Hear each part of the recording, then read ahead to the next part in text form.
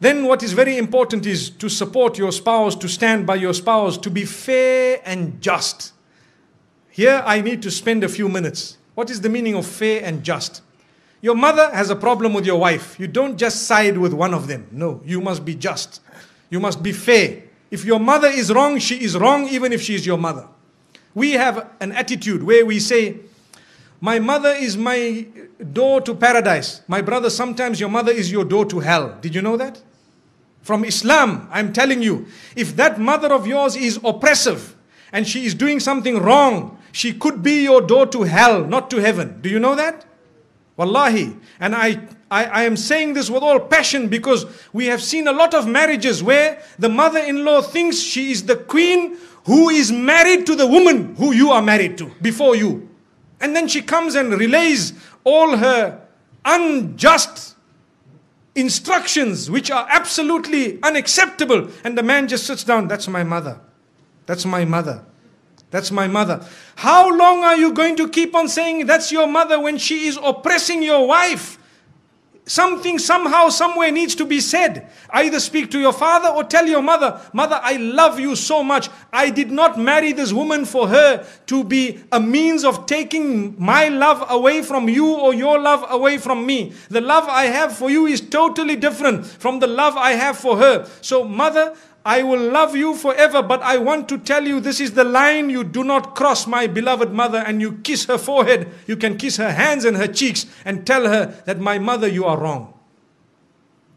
Lay it down. When you do not lay your territory, your marriage cannot work. People don't know where is my limit. They don't know. So how can your marriage work? Your mother doesn't know, your father doesn't know. Some fathers issue instructions to their daughters-in-law worse than the instruction of their own son to that wife of theirs. So what was the point? Father, why didn't you just marry this woman one time? That is not fair. You cannot just come and say, that's my daughter-in-law, I must tell her, you stand here, you go there. No, they have their life. Give them their freedom. Understand, they too need to grow in marriage to live happily ever after. It's not just you who comes and dish instructions and go out. I know this, what I've said here might be a bit bitter for some people to digest, but it is a fact of life. It is a red button that we press, and we need to press it and constantly remind people. Because when you talk about happily ever after, remember, you need to address issues that are current and valid. Otherwise, you are wasting your time.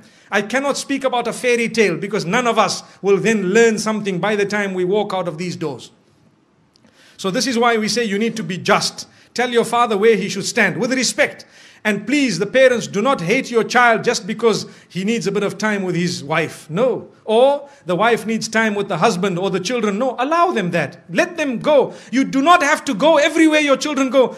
We are going for a holiday, for example, to Penang or to Langkawi. So now father says, we are coming with. Okay, you come with, mashallah. The next year we are going to holiday. We are going to this place. We are coming with. The following year we are. So whenever did they go alone? Never. Why? Because mom and dad tag along. Give them once or twice, a few times. Give them their own. Tell them, look, you guys go along, inshallah, enjoy yourselves. And next time we will join you. Perhaps you can arrange for us. Yes, it is very important to look after your parents. Believe me, we are not at all undermining that.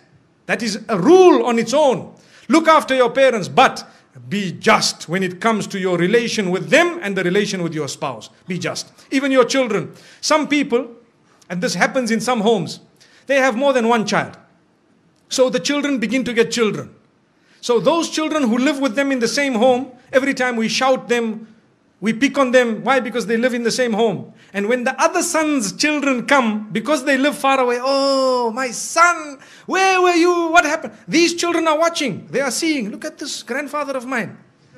These people here, does he know what they do at school? And here he is embracing them. It is only because we are foolish. Human nature makes us get irritated with those we live with sometimes. And we don't know those who are really irritating are actually so close to us because they are far. This is why we tell parents, sometimes you need to make sure your children live a little bit of a distance from you so that you can be even closer in relation. And I have seen in my life with lots of experience that those children who do not live with their parents are sometimes closer closer in relation with their parents, they have a better understanding and they have a much better relation. And I am not promoting people to abandon their parents. No, you need never to abandon your parents. If you do that, you are sinful of the highest order. But what we are saying is, give each other your breathing space. Is very important. Give each other breathing space. Some women, they get married into homes where mother-in-law sits and dishes instruction, right? Today we will cook this.